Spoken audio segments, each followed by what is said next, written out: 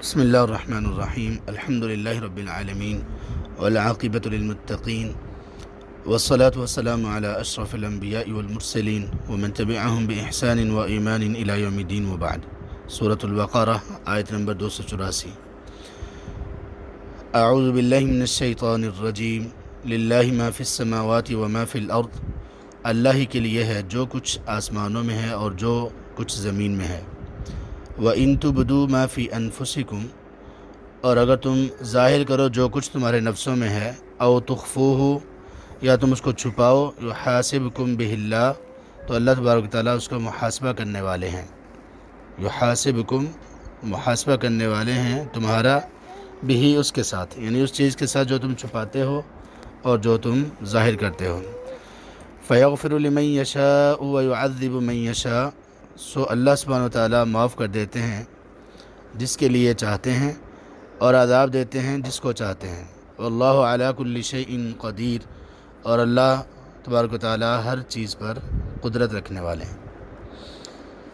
اس سے پہلے کی آیت میں اللہ تعالیٰ نے یہ کہا کہ جس شخص نے گواہی کو چھپایا اس کا دل گنہگار ہے، یعنی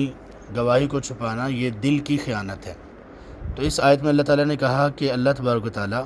جو تم ظاہر کرتے ہو وہ بھی اور جو تم چھپاتے ہو دونوں چیزوں کا محاسبہ کریں گے۔ تم سے پوچھ گچھ ہوگی، تم سے اس کا حساب لیا جائے گا۔ تو یہ اس کا پچھلی آیت سے تعلق ہے، اور دوسرا اس آیت کا تعلق، یا یہ جو آخری 3 آیات ہیں ان کا تعلق پوری سورۃ البقرہ کے ساتھ ہے۔ اس آیت کا تعلق پیچھے کے ساتھ، یا تینوں آیات کا تعلق پیچھے کے ساتھ کچھ اس طرح سے ہے کہ اللہ تعالیٰ نے اس سورہ میں اصول بھی بیان کر دیے، اسلام کے عقائد بھی بیان کر دیے، اور اللہ تعالیٰ نے اس میں توحید کے دلائل بھی دیے، نبوت کے بھی، آخرت کے بھی، اور اس کے بعد پھر ارکان اسلام میں نماز، زکوٰۃ، حج، روزہ، یہ تمام چیزیں بھی آ گئیں۔ پھر اس کے علاوہ قصاص کے مسائل اس میں بیان کر دیے گئے، جہاد کے مسائل اس میں بیان ہوئے، وصیت کے متعلق اس میں بیان ہوا، اور اس کے بعد پھر حیض، طلاق، عدت، خلا، ایلا، رضاعت، یہ مسائل اس میں بیان کر دیے گئے، اور اسی طرح سے اللہ کی راہ میں خرچ کرنا، صدقہ خیرات کرنا، اور اس کے علاوہ خرید و فروخت، یہ تمام چیزیں اس سورہ میں بیان کر دی گئیں۔ تو یہ سارا کچھ بیان کرنے کے بعد اللہ تعالیٰ نے کہا للہ ما فی السماوات و ما فی الارض، کہ آسمان و زمین میں جو کچھ بھی ہے سب کچھ اللہ کا ہے، یعنی اللہ کی ملکیت ہے، اللہ سب کے مالک ہیں۔ جو کچھ بھی ہے، انسان ہوں، جنات ہوں، مال و دولت ہو، یا کوئی بھی چیز ہو، تو جب سب کچھ اللہ ہی کا ہے تو اللہ اس بات پر قادر ہیں کہ اللہ تبارک و تعالیٰ کسی بھی شخص پر کوئی بھی چیز فرض کر دیں اور کوئی بھی چیز اس پر حرام کر دیں، کیونکہ ہے سب کچھ اللہ تعالیٰ کا۔ تو جب ہم یہ مان لیتے ہیں کہ سب کچھ اللہ کا ہے تو پھر اس کی اطاعت اور فرما برداری تو کرنا ہم پر لازم اور فرض ہوگا۔ پھر ہم یہ نہیں کہہ سکتے کہ یہ کیوں فرض کیا گیا اور وہ کیوں فرض کیا گیا، یہ میرے لیے مشکل ہے کرنا اور وہ میرے لیے چھوڑنا مشکل ہے، یہ نہیں ہو سکتا، اس لیے کہ ہم نے یہ مان لیا ہے کہ اللہ ہی کا ہے سب کچھ، جو کچھ آسمانوں میں ہے، جو کچھ زمین میں ہے، سب اللہ کی ملکیت ہے۔ اور یہ ایک ایسی آیت ہے اور ایک ایسا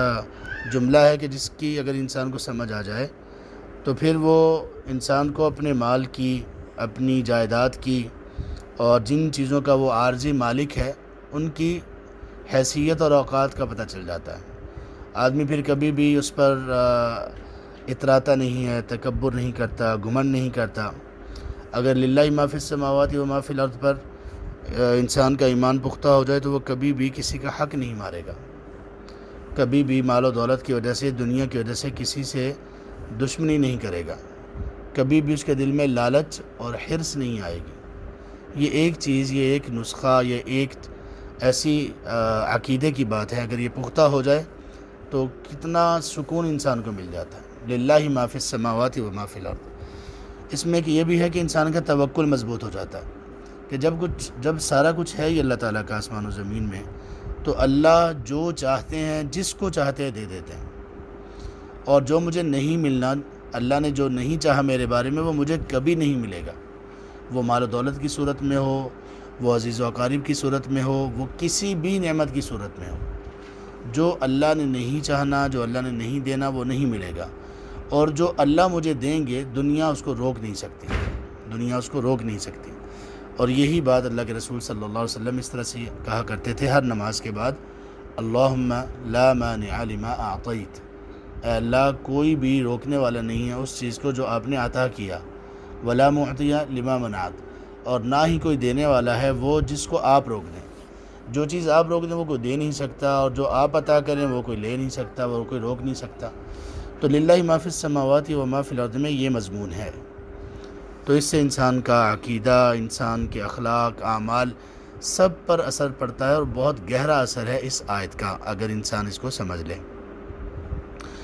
لیکن اس کے بعد جو بات بیان ہوئی یہ تو ہے للہ ما فی السماوات و ما فی الارض، یہ ابتدا ہے، اور اس آیت کا اختتام ہے واللہ علی کل شیء قدیر، یعنی اللہ تعالیٰ کا سب کچھ جو کچھ آسمان و زمین میں ہے، اور اللہ ہر چیز پر قادر ہیں۔ تو قادر ہیں تو جو جس کو چاہے دے دیں، جو جس سے چاہے روک لیں، جو چیز چاہیں فرض کر دیں، جو چیز چاہیں وہ حرام کر دیں، سب اللہ تعالیٰ کے ہاتھ میں ہے۔ درمیان والی جو بات ہے وہ ذرا تھوڑی سی مشکل ہے، وہ یہ کہ وَإِن تُبْدُوا مَا فِي أَنفُسِكُمْ، جو چیز تم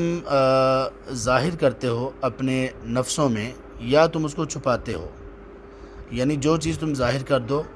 اور ظاہر کرنے سے مراد یہ ہے کہ تم اس کو زبان پر لے آؤ، یا لوگوں کے سامنے کر لو، یا عملی طور پر اس کا ارتکاب کر لو، یا تم اپنے نفسوں میں ہی کسی چیز کو چھپا لو، یعنی دل میں ہی ایک سوچ ہے، ابھی تک اس کو زبان پر نہیں لے کے آئے، ابھی تک اس کو عمل میں نہیں لے کے آئے، ابھی تک دل میں ہی ہے، دونوں صورتوں میں اللہ تمہارا محاسبہ کریں گے، دونوں صورتوں میں اللہ تعالیٰ تم سے حساب لیں گے۔ اب یہ محاسبہ کرنا یہ تو بڑی سخت بات ہے۔ محاسبہ کا مطلب یہ ہوتا ہے کہ یہ کیوں کیا اور یہ کیوں نہیں کیا، یہ دو چیزیں، ان کو کہتے ہیں محاسبہ، مناقشہ بھی اسی کو کہتے ہیں۔ رسول اللہ صلی اللہ علیہ وسلم نے فرمایا، صحیح بخاری میں ہے، من نوقش فی الحساب فقد عذب، جس شخص کو حساب میں مناقشہ جس کا کر لیا گیا اس کو عذاب دیا ہی دیا جائے گا۔ تو مناقشہ کا مطلب یہ ہے کہ اللہ تعالیٰ اگر یہ پوچھ لیں گے کہ یہ کیوں نہیں کیا تم نے، یہ فلاں فلاں کام کیوں نہیں کیا، جو کرنا چاہیے تھا کیوں نہیں کیا، اور یا اگر یہ پوچھ لیں کہ یہ کام جو تم نے نہیں کرنا چاہیے تھا یہ کیوں کیا، یہ ہے مناقشہ۔ جس کا یہ ہو گیا تو وہ پھنس گیا، وہ عذاب میں مبتلا ہوگا، کیونکہ اس کا کوئی جواب انسان کے پاس نہیں ہوگا۔ تب تو جب یہ آیت نازل ہوئی کہ دلوں میں جو چیز ہے جو ہم چھپاتے ہیں اس کا بھی اللہ تعالیٰ محاسبہ کریں گے، تو مسند احمد وغیرہ میں حدیث ہے، وہ کہتے ہیں کہ جب یہ آیت نازل ہوئی، عبداللہ بن عباس رضی اللہ عنہما کہتے ہیں، شق ذلک علی المسلمین، مسلمانوں پر یہ بڑی گراں گزری، بہت سخت یہ آیت مسلمانوں پر گزری، اور وہ نبی صلی اللہ علیہ وسلم کے پاس آئے اور کہا کہ اللہ کے رسول، ہم میں سے کون ایسا ہے جو اس کی طاقت رکھے کہ دل میں بھی وہ کوئی ایسی سوچ نہ لے کر آئے، ہمیں تو کوئی اس کی طاقت ہی نہیں رکھتا، یہ کیسے ہوگا؟ پھر پریشان تھے بہت زیادہ، وہ اس آیت اور اس حکم کی وجہ سے ایک پریشانی میں مبتلا ہو گئے۔ تو نبی صلی اللہ علیہ وسلم نے ان سے کہا کہ تم کیا اہل کتاب کی طرح یہ کہنا چاہتے ہو سمعنا وعصینا، کہ ہم نے سنا اور ہم نے نافرمانی کی؟ جب اللہ تعالیٰ نے یہ آیت نازل کر دی ہے تو اب تم آئے ہو میرے پاس کہ یہ بڑی سخت بات ہے یہ، تو پھر تم کیا اہل کتاب کی طرح کرو گے؟ پیچھے وہ گزرا ہے، ہم پڑھ چکے ہیں، اہل کتاب نے یہ کہا تھا سمعنا وعصینا، ہم نے بات سن لی اللہ کے رسول کی اور ہم نے نافرمانی کی، یعنی ہم نافرمانی کریں گے۔ صحابہ رضی اللہ عنہ نے کہا نہیں اللہ کے رسول، ہمارا ایسا کوئی ارادہ نہیں۔ تو آپ صلی اللہ علیہ وسلم نے فرمایا تم یہ کہو سمعنا واطعنا غفرانک ربنا والیک المصیر، تم یہ کہو کہ اللہ ہم نے سن لیا، ہم نے مان لیا، اب اے اللہ آپ ہمیں معاف کرتے رہنا، یعنی اے اللہ آپ نے کہا کہ جو ظاہر کرتے ہو اس کا بھی محاسبہ ہوگا اور جو چھپاتے ہو اس کا بھی محاسبہ ہوگا، اگرچہ یہ بہت بڑی بات ہے، انسان کے کنٹرول میں ہی نہیں ہے یہ بات، پھر بھی اللہ ہم نے مان لیا۔ تو یہ صحابہ رضی اللہ عنہ کا ایمان تھا، اس لیے اللہ تعالیٰ نے ان کے ایمان کو ایک ماڈل بنا کر لوگوں کے سامنے پیش کیا۔ وَإِذَا قِيلَ لَهُمْ آمِنُوا كَمَا آمَنَ النَّاسِ، جب ان سے کہا جاتا ہے منافقین سے کہ ایسے ایمان لاؤ جیسے یہ لوگ ایمان لائے، یعنی صحابہ رضی اللہ عنہم۔ تو یہاں پر بھی ان کو مشکل ایک پیش آئی، اور وہ اللہ کے رسول صلی اللہ علیہ وسلم کے پاس دوڑے دوڑے آئے جلدی سے کہ اللہ کے رسول یہ تو بڑی سخت آیت ہے، لیکن جب اللہ کے رسول نے یہ کہا کہ تم لوگ کہو سمعنا و اطعنا غفرانک ربنا و الیک المصیر، تو انہوں نے یہ کہا، تو پھر اللہ سبحانہ وتعالیٰ ان سے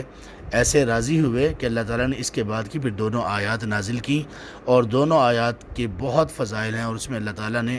ایک تو یہ بات اٹھا دی کہ جو شخص اپنے دل میں کوئی بھی گناہ کا کوئی اگر بات آ جاتی ہے جس پر اس کا اختیار ہی نہیں ہے، تو اللہ تعالیٰ اس کو معاف کرنے والے ہیں، اللہ تعالیٰ اس کا محاسبہ نہیں کریں گے۔ دل کے خیالات اور سوچ پر محاسبہ نہیں ہے، ہاں دل کا وہ خیال اور سوچ جو عزم بن جائے، دل کا وہ خیال اور سوچ جو عزم بن جائے، جس کا انسان پختہ ارادہ کر لے، تو اس سوچ پر، اس عزم پر بندے کا محاسبہ ہوگا۔ نیکی کا اگر عزم کر لیا، نیکی کی تو خیر نیت بھی کر لے عزم سے پہلے کی بات، تب بھی اس کو اجر ملے گا، لیکن گناہ کا اگر اس نے عزم کر لیا تو پھر اس کو گناہ ملنا شروع ہو جائے گا۔ کتنے لوگ ایسے ہیں جو گناہ کا عزم رکھتے ہیں لیکن موقع نہیں ملتا، تو یہ لوگ گناہ گار ہوں گے، صرف عزم کرنے کی وجہ سے یہ گناہ گار ہوں گے۔ اس کی دلیل یہ ہے کہ اللہ کے رسول صلی اللہ علیہ وسلم نے فرمایا، صحیح بخاری میں ہے کہ جب دو مسلمان تلواروں کے ساتھ ایک دوسرے کے مد مقابل آتے ہیں تو فالقاتل والمقتول کلاہما فی النار، تو قاتل بھی اور مقتول دونوں جہنم میں جائیں گے، دونوں آگ میں جائیں گے۔ صحابہ نے کہا اللہ کے رسول یہ قاتل کی بات تو سمجھ آتی ہے، فما بال المقتول، مقتول کا کیا معاملہ تھا؟ تو آپ نے فرمایا کانا حریصاً علی قتل صاحبی، وہ بھی اس بات کا حریص تھا کہ وہ قتل کر دے اپنے ساتھی کو، لیکن اس کا داؤ نہیں چلا، اس کو موقع نہیں ملا، تو گویا وہ اپنے عزم کی وجہ سے آگ میں جائے گا، مقتول اپنے عزم کی وجہ سے آگ میں جائے گا۔ تو ہر وہ شخص جس نے گناہ کو اس حد تک سوچا، اس کی پلاننگ کی کہ پختہ عزم کر لیا، تو تب اس کو گناہ ملنا شروع ہو جائے گا۔ اس سے پہلے اگر سوچ خیال یا ایسی کوئی چیز ہے دل میں آئی، چلی گئی، دل میں آئی، تھوڑی سی رکی، انسان نے اس کو بگانے کی کوشش کی، تو اللہ تعالیٰ اس پر محاسبہ نہیں کریں گے، یہ سب چیزیں معاف ہیں۔ اس لیے اللہ نے فرمایا فَيَغْفِرُ لِمَن يَشَاءُ، اللہ تعالیٰ ہر چیز کا محاسبہ کریں گے، تم جو ظاہر کرتے ہو اور جو تم چھپاتے ہو، تو جو تم چھپاتے ہو اس میں عزم آ جائے گا، لیکن اس کے بعد پھر کیا ہے؟ فَيَغْفِرُ لِمَن يَشَاءُ، اس کے بعد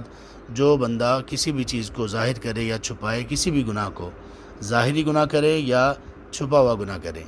وہ گناہ ایسا ہو جو زبان پر آ جائے اور عمل میں آ جائے، یا ابھی تک دل میں عزم کی صورت میں ہو، فَيَغْفِرُ لِمَن يَشَاءُ، اللہ جس کو چاہیں وہ گناہ معاف کر دیں، وَيُعَذِّبُ مَن يَشَاءُ، جس کو چاہیں اس گناہ پر سزا دے دیں، یہ اللہ کی مشیت ہے، یہ اللہ کی چاہت پر ہے۔ ہاں اگر اس شخص نے گناہ شرک کی اور کفر کی صورت میں کیا